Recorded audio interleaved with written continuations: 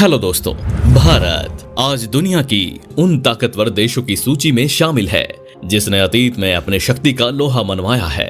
1974 को भारत ने राजस्थान के पोखरण में पहला भूमिगत परमाणु परीक्षण कर पूरी दुनिया को हिला दिया था। इस परीक्षण को स्माइलिंग बुद्धा नाम दिया गया था।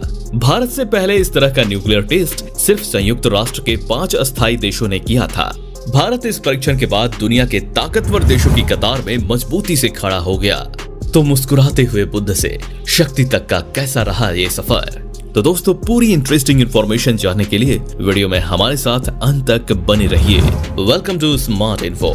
तो दोस्तों, परमाणु शक्ति बनने का सफर बहुत लंबा रहा है। भारत के परमाणु शक्ति संपन्न होने की दिशा में काम तो वर्ष 1945 में ही शुरू हो गया था, जब होमी जहांगीर भाभा ने इंस्टीट्यूट ऑफ फंडामेंटल रिसर्च की नींव रखी। लेकिन सही मायनों में इस दिशा में भारत की सक्रियता 1962 के भारत चीन युद्ध के बाद बढ़ी। इस युद्ध में भारत को शर्मनाक तरीके से अपने कई इलाके चीन के हाथों गंवाने पड़े थे।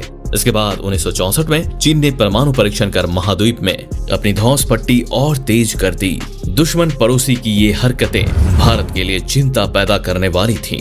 इसके बाद सरकार के निर्देश पर भाभा परमाणु अनुसंधान केंद्र ने प्लूटोनियम और अन्य बम उपकरण विकसित करने की दिशा में सोचना शुरू किया। इसी बीच दक्षिण एशियाई की भू राजनीति में 2 बड़ी घटनाएं और हो गई। 1965 में भारत और पाकिस्तान के बीच भीषण युद्ध हुआ और इसी दौरान चीन ने थर्मोन्यूक्लियर डिवाइस विकसित कर परमाणु शक्ति संपन्न होने की दिशा में एक और कदम आगे बढ़ा लिया था। इन वर्षों में भारत के राजनीतिक नेतृत्व में भी परिवर्तन आ चुका था और प्रधानमंत्री के पद पर इंदिरा गांधी आसीन हो चुकी थी। परमाणु कार्यक्रम भी होमी भाभा से चलकर विक्रम साराभाई से होता हुआ प्रसिद्ध वैज्ञानिक राजा रमन्ना के हाथों में आ चुका था। Operation smiling Buddha. इन परिस्थितियों के बीच भारत ने अपने परमाणु कार्यक्रम को तेज किया। 1972 में इसमें दक्षता प्राप्त कर ली थी। 1974 में प्रधानमंत्री इंदिरा गांधी ने भारत के पहले परमाणु परीक्षण के लिए हरी झंडी दे दी थी। इसके लिए स्थान चुना गया राजस्थान के जैसलमेर जिले में स्थित छोटे से शहर पोखरण के निकट का रेगिस्तान, और इस ऑपरेशन का नाम दिया गया स्माइलिंग बुद्धा। इस नाम को चुने जाने के पीछे यह स्पष्ट दृष्टि थी कि यह कार्यक्रम शांतिपूर्ण उद्देश्य के लिए है। 18 मई 1974 पहला परमाणु परीक्षण। 18 मई 1974 को यह परीक्षण हुआ।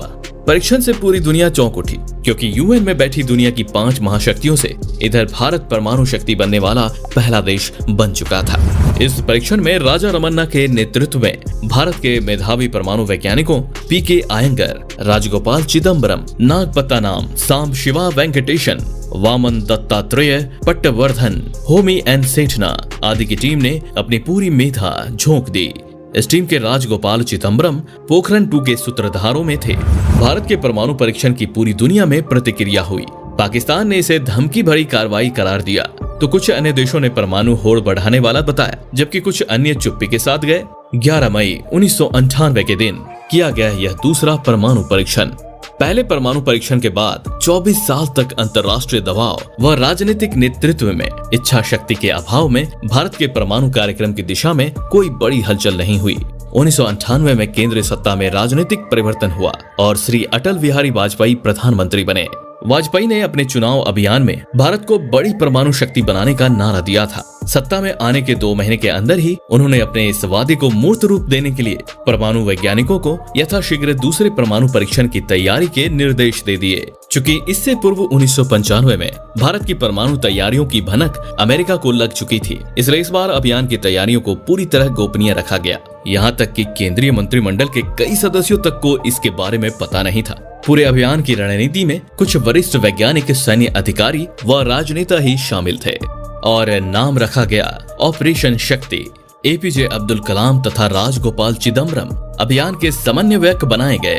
उनके साथ डॉक्टर अनिल काकोदकर समेत 8 वैज्ञानिकों की टीम सहयोग कर रही थी। अभियान की जमीनी तैयारियों में 58 इंजीनियर्स रेजिमेंट ने सहयोग किया। चूँकि अब भारत की परमाणु दक्षता उच्च स्तरीय हो चुकी थी और दुनिया को यह दिखाने का समय आ चुका था कि वह भारत की ताकत को कमतर करके ना आके, इसलिए इस अभियान का नाम शक्ति रखा गया।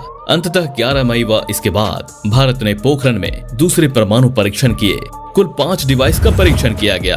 इस परीक्षण की सफलता के लिए प्रधानमंत्री ने पूरी टीम को बधाई दी। इस परीक्षण की सफलता पर भारतीय जनता ने भरपूर प्रसन्नता जताई, लेकिन दुनिया के दूसरे मुल्कों में इसकी तीखी प्रतिक्रिया हुई। एकमात्र इजराइल ही ऐसा देश था जिसने भारत के इस परीक्षण का समर्थन किया।